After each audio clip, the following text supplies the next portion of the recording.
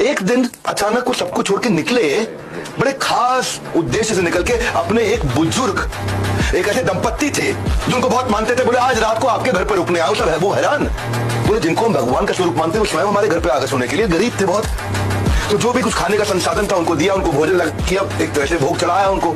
और एक चारपाई थी, उस चारपाई पर उनको सुलाया, बाकी दोनों जमीन पे सो गए। उस दिन रात को जैसे जैसे आधी रात बीतने के बाद नीम करौली बाबा कराने लगे। बहुत आवाज आने लगी जैसे कि उनको बहुत मार रहा हो, बहुत पीट रहा हो। जब वो सुबह उठते ही नीम करौली बाबा ने धीमे से इस कंबल को आराम से लपेटा। आराम से लपेटने के बाद बुजुर्ग दंपत्ति को दे दिया। बोला इसे गंगा में प्रवाहित कर देना, कंबल खोल के मत देखना। देखिए कंबल जैसे उठाया, कंबल बहुत भारी, ऐसा लगा जैसे इसमें लोहा भरा पड़ा है। कंबल नहीं खोला जा सके, प्रवाहित किया।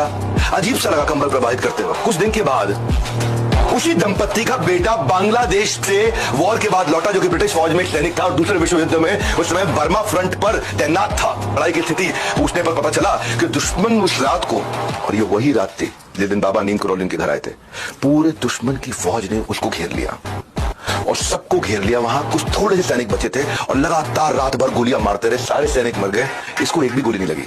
दरअसल ये वही रात थी जिस दिन नीम करौली बाबा उस दिन रात को वो सारी गोलियां खाते रहे उस बेटे के। तब जाकर कुछ समझ में आया, जब प्रवाहित करी थी और जो लोहे की आवाज अंदर से आ रही थी उसमें वो सारी की सारी गोलियां थी जो बेटे को नहीं लगी।